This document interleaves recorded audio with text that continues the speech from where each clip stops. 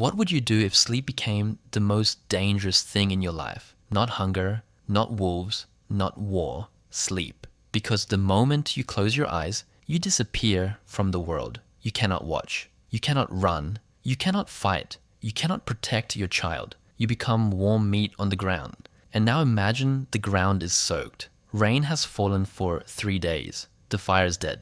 The mud is cold. Your skin is wet. Your body is losing heat fast. Something moves beyond the dark trees, but you are too tired to stay awake. Your mind is breaking. You need sleep. But sleep might kill you. So here's the real question. When did humans solve the night? The easy answer is shelter. Wrong. A cave is shelter. But caves are not everywhere. The easy answer is fire. Wrong again. A fire dies in rain. The easy answer is a bed. Still wrong. A wet bed is just a cold sponge. The deeper answer is stranger. Humans had to engineer sleep. They had to build a system around the most helpless hours of the day. A system made from stones, branches, grass, ash, leaves, fire, bones, roofs, and other people.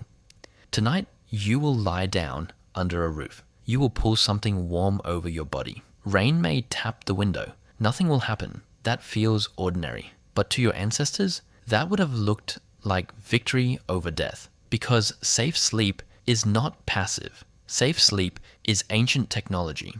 It may be older than the wheel, older than farming, older than cities, maybe older than our species. To find the beginning, we have to go far back, not thousands of years, not even hundreds of thousands, almost 2 million years. Northern Tanzania, Olduvai Gorge, a dry wound in the earth. Around 1.8 million years ago, a human ancestor moved through this landscape. Not Homo sapiens, not Neanderthals, something older, a smaller-brained human relative, a creature still close to the edge between animal and person. And in the dirt there, archaeologists found something strange. A rough circle of stones, not a perfect house, not a clear room, just stones. But the stones did not look completely random to some eyes. Mary Leakey believed they may have been placed. Maybe they held branches, maybe they weighed down a windbreak, maybe they formed the base of a simple shelter. If true, it changes everything. Because it means an ancient human ancestor looked at rain, wind, and darkness and made a decision. Not tonight, not on my body. That may have been one of the first great acts of human engineering. Not a spear, not a trap, not a weapon.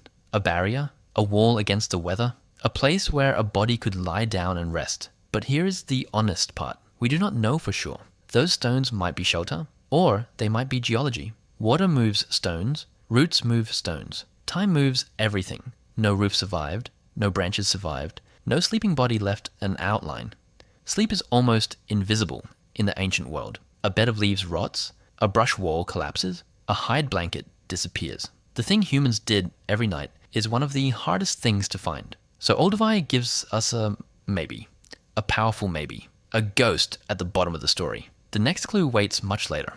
Southern France, a hillside near modern Nice, around 400,000 years ago. At a site called Terra Amata, archaeologists found patterns in the ground, dark stains, oval shapes, stone arrangements, hearths where fire had burned. Some researchers saw huts, real huts, maybe built from branches, maybe held down with stones, maybe wide enough for several bodies, maybe with fire burning inside. Think about that. 400,000 years ago, before our species ruled the world, before modern houses, before farming, before written language, a human ancestor may have driven posts into earth, bent branches into shelter, built a roof, placed a fire under it, and made a dry pocket of air in a wet world. That is the reversal. The cartoon caveman finds a cave. The real ancient human may have manufactured one. A roof alone blocks rain. A fire alone gives heat. But fire under a roof does something different. It creates a warm chamber, a place where skin can dry, a place where children can sleep, a place where the night becomes survivable. But again, the evidence is debated. Some scientists are not convinced. Maybe those stains were not post holes. Maybe the ground shifted. Maybe later movement mixed the layers. Maybe the hut exists more clearly in the archaeologist's mind than in the earth. So again, we have a maybe. Another beautiful maybe. But the ghost keeps slipping away. Then, finally, the ground gives us something stronger. Not stones, not stains, bedding, real ancient bedding, border cave. in the mountains between South Africa and Eswatini, around 200,000 years ago, right near the dawn of Homo sapiens. Inside that cave, archaeologists found ancient grass bedding. Broadleaf grasses had been gathered, carried, laid down, layered into a sleeping surface. Someone made a bed. That sentence sounds simple. It is not. It means early Homo sapiens did not just collapse anywhere. They prepared a sleep surface. They selected material. They changed the ground before giving their body to darkness. But the deeper reveal is underneath the grass. Ash. Layers of ash beneath the bedding. Why would anyone sleep on ash? Because ash protects. Fine ash can block insects. It can dry them out. It can make a barrier that crawling pests avoid. So these early humans were not just making soft beds. They were making defended beds. They were controlling the tiny enemies of sleep. Ticks, mites, biting insects, crawling things that attack when the body stops moving. This is not the image of filthy brutes sleeping wherever they fell. This is hygiene, ancient hygiene, survival hygiene. A bed was not just comfort. A bed was defense. And if humans were already doing this 200,000 years ago, then the story began earlier. You do not invent an ash-lined bed on the first try. There must have been thousands of wet nights before it, thousands of failures, thousands of bites, thousands of bodies waking sick, cold, and bleeding. The experiment was older than the evidence. Then the story gets even sharper. Sibidu Cave, South Africa, around 77,000 years ago. There, archaeologists found layered plant bedding again, but this time the plants were special. Some bedding included leaves from the Cape laurel, a tree with insect-killing properties. Not just soft leaves, not random leaves, useful leaves. Leaves that could help kill or repel biting insects. That changes the whole picture, because someone had to know. Someone had to learn that this plant was different. Maybe one group slept better on it. Maybe fewer children woke covered in bites. Maybe fewer people became sick. Maybe the lesson was remembered, then taught, then repeated. That is not luck anymore. That is knowledge. That is a prehistoric pharmacy under the body. And Sibidu shows even more. Layers of bedding, then burned material, then fresh bedding, again and again. Old bedding was burned. The surface was reset. New bedding was placed on top. These people were cleaning their sleeping area with fire. They were destroying pests, destroying dirt, destroying the old layer, then starting again. That is not primitive. That is maintenance. A system, a bedroom with a sanitation cycle. 77,000 years ago, ancient humans were managing sleep like engineers. But bedding still had a problem. Rain. A perfect bed becomes useless if water reaches it. Grass soaks, leaves rot, ash turns messy. A wet bed steals heat, and wet skin loses warmth brutally fast. So the problem was never only softness. It was dryness, warmth, protection, and someone awake. Because a fire does not guard itself, a fire must be fed. Especially in rain, someone must protect embers. Someone must keep dry fuel. Someone must wake in darkness and bring the flame back. That brings us to one of the deepest human truths. Ancient sleep was not private. It was communal. Modern people sleep behind walls. Ancient peoples slept inside groups. And the group itself became part of the shelter. Research on modern hunter-gatherer sleep gives us a clue. In group sleeping, people do not all sleep at exactly the same time. Older people often wake earlier. Younger people stay awake later. Somebody shifts. Somebody turns. Somebody opens their eyes.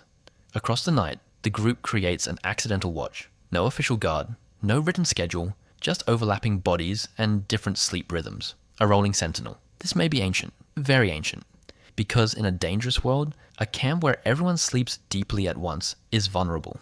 But a camp where someone is nearly always awake is different. The fire lasts longer. Predators are noticed sooner.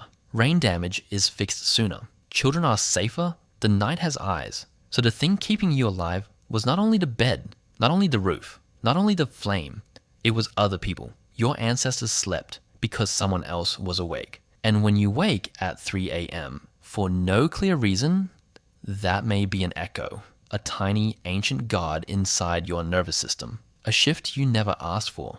Then humans faced the hardest landscapes of all. Open Ice Age plains, Eastern Europe, Ukraine, around 20,000 years ago. Here the land offered almost nothing. No cave, few trees, open wind. cold rain, sleet, snow, grass, mud, bone. If the rule was find shelter, humans should have lost, so they changed the rule. They built shelter from mammoths. At sites like Mezrich, archaeologists found dwellings made from mammoth bones. Not a few bones, hundreds.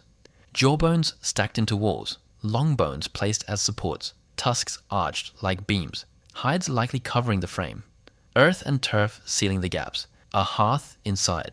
This was not crawling into nature's shelter. This was architecture. A human-made cave on land with no cave. Picture the labor, huge skulls, heavy bones, massive tusks, dragged across frozen ground, arranged into walls, built into a dome, covered against the weather. And inside, bodies could sleep. Drier, warmer, safer. The animal became food, fuel, tools, clothing. And finally a house. That is the ancient human mind at full force. If the world gives no roof, make one.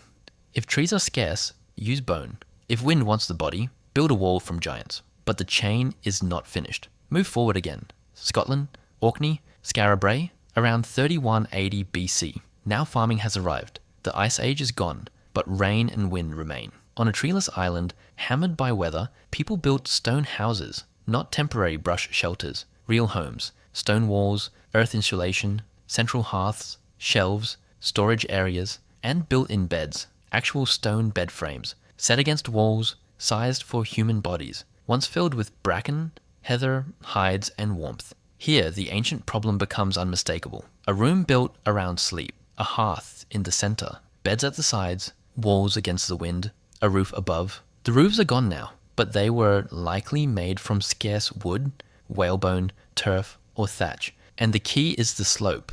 A pitched roof lets rain run away. That simple angle is one of the great inventions of the sleeping human body. Rain hits, rain sheds, the bed stays dry, the body stays warm, the mind lets go. That principle still protects you tonight. Your roof is thinner, your walls are cleaner, your bed is softer, but the logic is ancient. Keep water away, keep warmth in, keep the sleeping body off the killing ground. So when did humans solve sleep? There is no single date, no single genius, no one inventor of the dry night.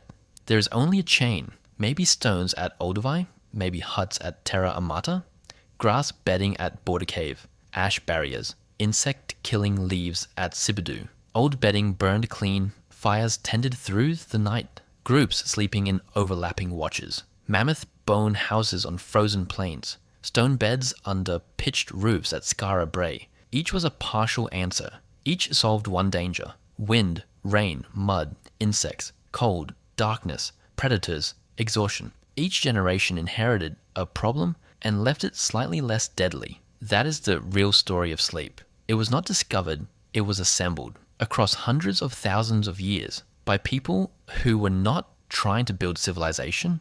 They were trying to survive one more wet night. So tonight, when you lie down, remember what is happening.